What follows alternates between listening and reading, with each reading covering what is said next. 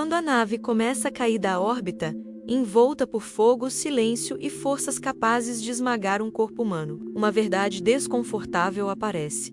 O momento mais perigoso de uma missão espacial não é ir, é sobreviver até o fim. Do chão, tudo parece um show de luz e fumaça. Mas lá dentro, cada vibração e cada ruído estranho lembram que o espaço é um ambiente hostil, onde o menor erro pode ser definitivo. Neste vídeo, você vai atravessar essa viagem inteira, do lançamento à reentrada, enxergando onde estão os pontos exatos em que tudo pode dar errado e o que a ciência faz hoje para tentar manter alguém vivo em cada um deles. A resposta curta é simples. Astronautas podem morrer em praticamente todas as fases da viagem. A resposta completa é pior, porque o perigo nunca some.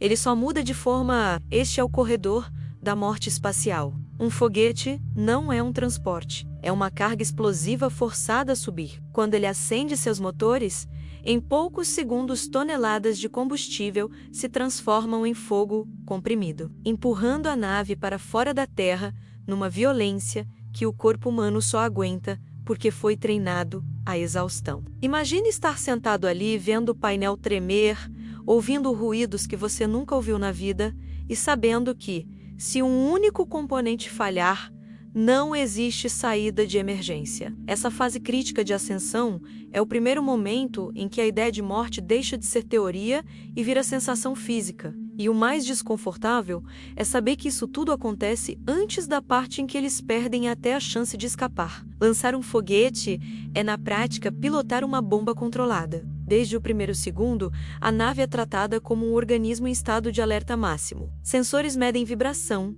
temperatura e pressão.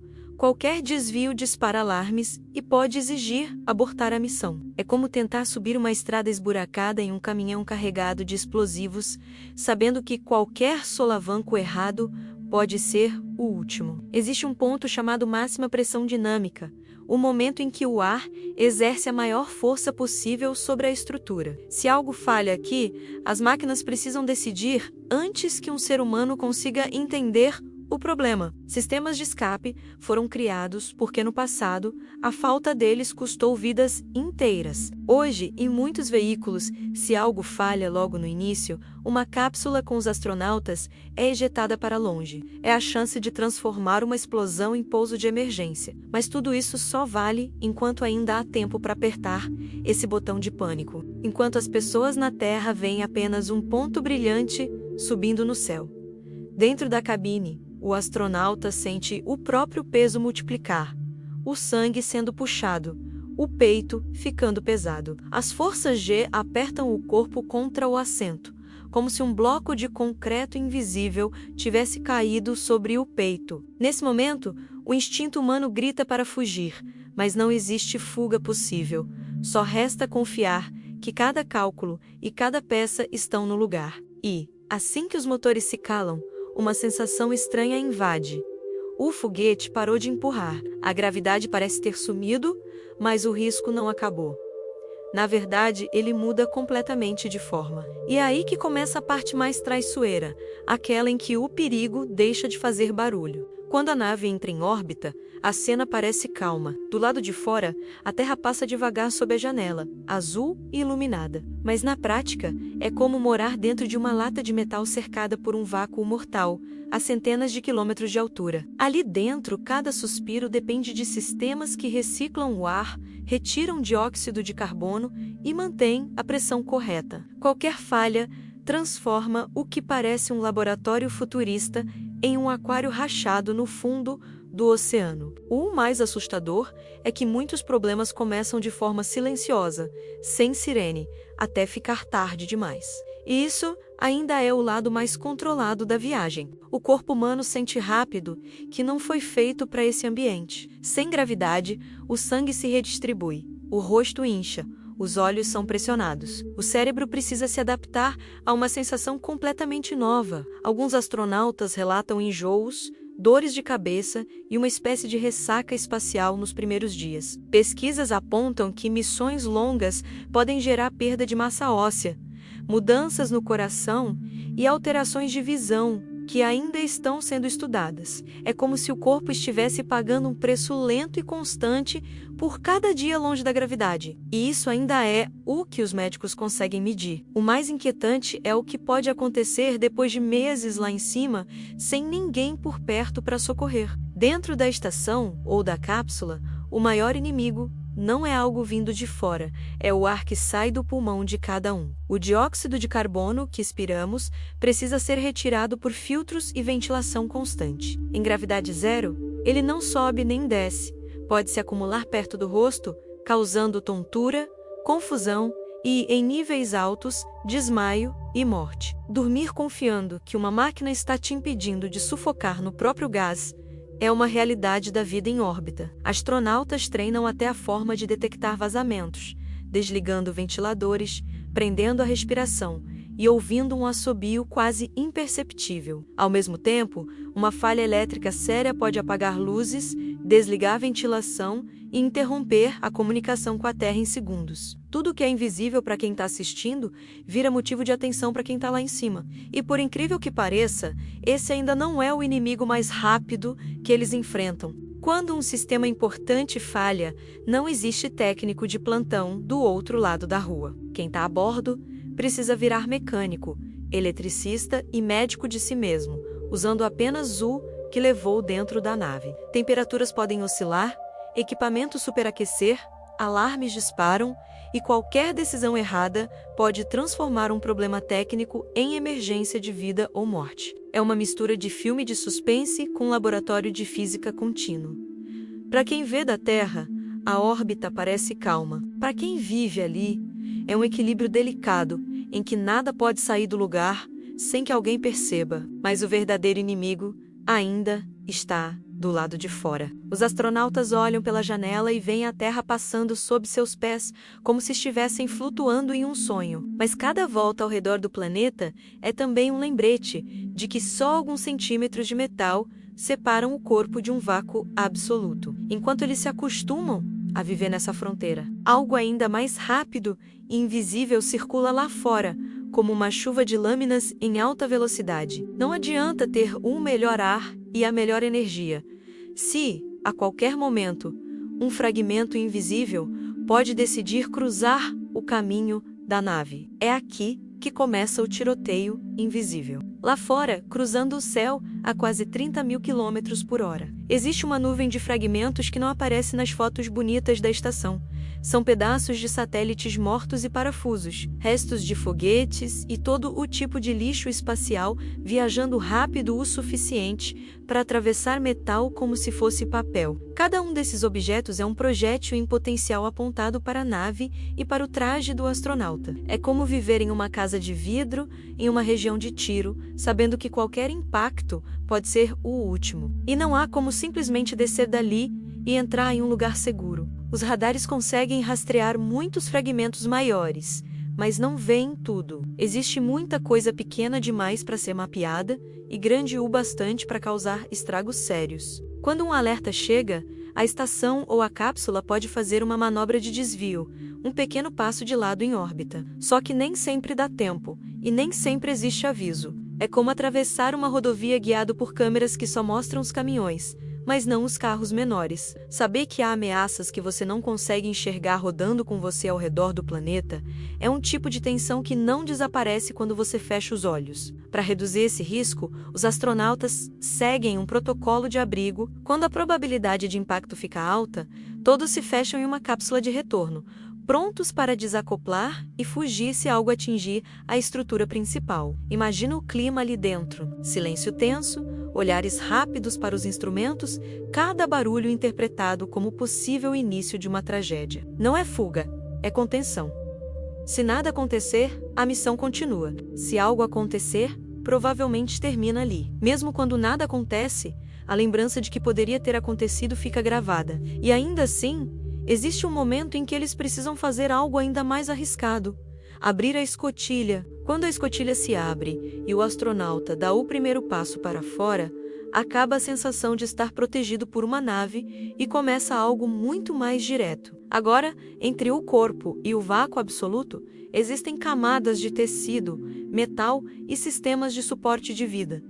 A vista é indescritível. A terra inteira abaixo, curvada e azul, coberta por nuvens em movimento. Mas essa beleza vem com uma verdade incômoda. Lá fora, não há chão, não há ar, não há direção para onde correr. Se algo dar errado com um cabo ou com um traje, não existe corrimão para segurar. O cabo é uma linha física entre a vida e o desaparecimento. Preso à estação de um lado e ao astronauta do outro, ele separa uma tarefa de manutenção de uma possível flutuação eterna no espaço. Dá para imaginar a sensação de dar um pequeno impulso e ver o corpo se afastar alguns centímetros, até sentir o cabo tensionar e puxar de volta. Agora pensa no que seria sentir esse cabo soltar. Em algumas missões, mochilas com pequenos propulsores existem para emergências, mas o combustível é limitado e exige calma absoluta para ser usado. Em um ambiente onde qualquer fração de segundo de pânico pode custar caro,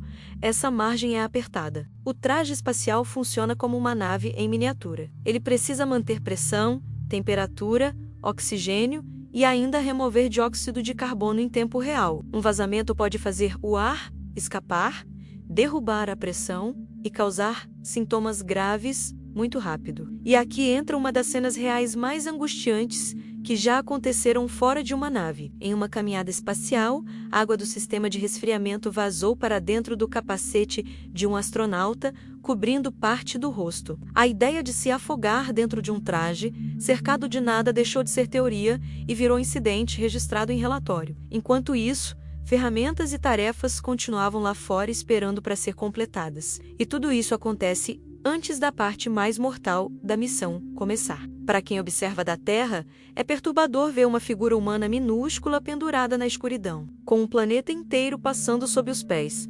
A cena lembra ficção científica, mas aqui não há garantia de final feliz. Cada movimento controlado, cada giro em torno de um painel é feito, sabendo que o corpo, a mente e a tecnologia estão no limite do que conseguem suportar. Qualquer micrometeoro que cruze o caminho, qualquer fragmento minúsculo de lixo não rastreado, pode atingir o traje com energia suficiente para atravessar as camadas de proteção, e a única defesa real é a combinação de planejamento com uma dose de sorte que ninguém admite, mas todo mundo sente. Mesmo assim, essas caminhadas são essenciais. Sem elas, não há painéis consertados, novos módulos instalados e experimentos preparados. É um paradoxo constante. Para manter a nave e a missão seguras, alguém precisa se expor ao ponto mais perigoso de toda a estrutura. Quem acompanha da Terra sente uma mistura de admiração e desconforto. E o mais inquietante é pensar que, mesmo depois de sobreviver ao lançamento, à órbita, ao lixo e a uma caminhada no vácuo, a parte mais mortal de toda a viagem ainda está adiante. O espaço pode ser cruel, mas a volta para casa consegue ser ainda mais. Quando chega a hora de voltar, a nave aponta o nariz para a Terra e começa a cair em direção a uma parede invisível de ar. A atmosfera, que nos protege de meteoros, vira o obstáculo mais perigoso da missão. A cápsula entra a velocidades tão altas que o contato com o ar cria uma camada de plasma ao redor da nave, aquecida a temperaturas extremas. Do lado de dentro, o astronauta não vê as chamas, mas sente a vibração, a força crescendo sobre o corpo e um som grave constante, como se estivesse dentro de um trovão que não acaba. Toda a segurança da missão passa a depender de poucos centímetros de material projetados para aguentar o impossível. E o momento mais tenso ainda nem começou. O escudo térmico é a única barreira entre a nave e a destruição. Ele foi projetado para absorver calor e derreter de maneira controlada, levando embora a energia que poderia destruir tudo. Na prática, isso significa confiar que nenhuma peça se soltou no lançamento, que nenhum fragmento de lixo abriu uma fissura e que nenhum defeito microscópico passou despercebido. É como descer uma serra com os freios no limite e acreditar que nenhum deles vai quebrar. Se algo falha aqui, quase não há espaço para improvisos. Os próximos segundos decidem se o retorno será um pouso ou uma desintegração. Enquanto isso, a nave começa a ficar envolta por essa camada de plasma tão quente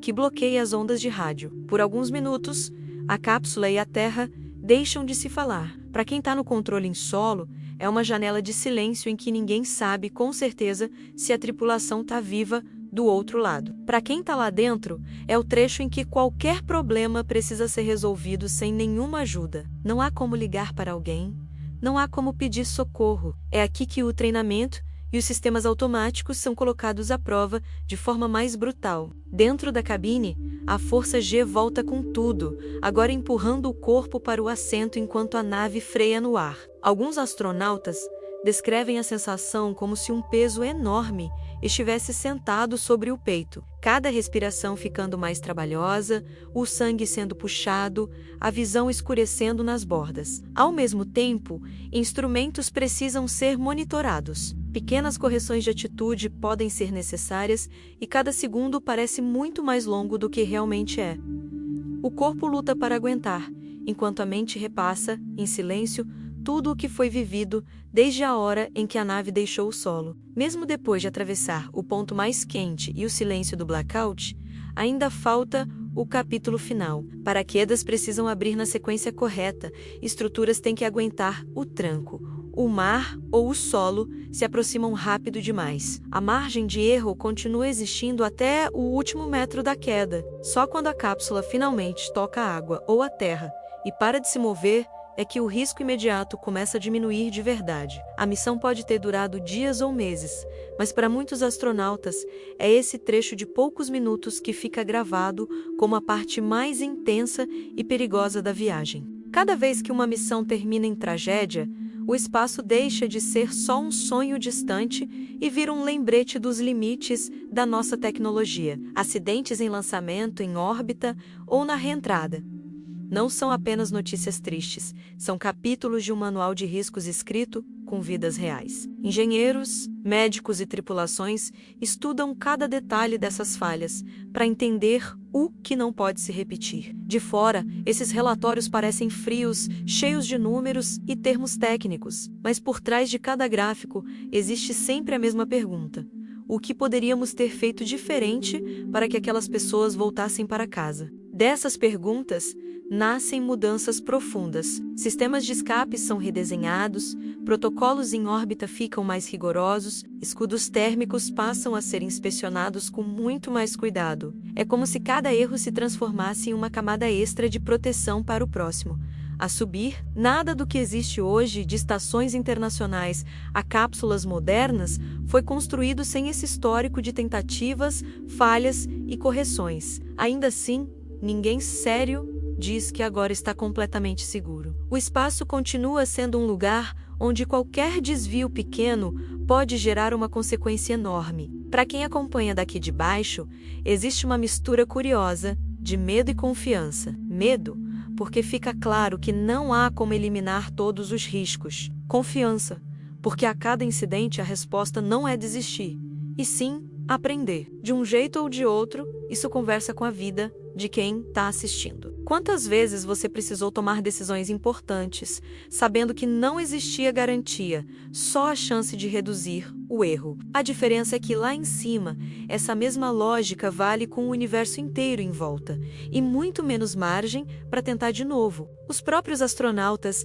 sabem de tudo isso antes de colocar o pé dentro de uma nave. Eles estudam os acidentes passados, conhecem os nomes das missões que não voltaram, entendem os pontos fracos de cada fase, mesmo assim, assinam, treinam e aceitam a missão. Não porque ignoram o perigo, mas porque sabem o valor do que está em jogo. Para quem observa daqui de baixo, pode parecer loucura. Para quem está lá em cima, é a chance de empurrar um pouco mais a fronteira do que a humanidade conhece, mesmo sabendo que essa fronteira sempre cobra um preço. A vida na Terra também é feita de decisões em que não existe segurança absoluta, só coragem calculada. Quando olhamos para um foguete subindo, para uma caminhada espacial ou para uma cápsula reentrando em chamas, estamos vendo uma versão ampliada da nossa própria luta para enfrentar o desconhecido. E essa história se conecta diretamente com outra ainda mais específica, em que um único grau de erro pode transformar a volta para casa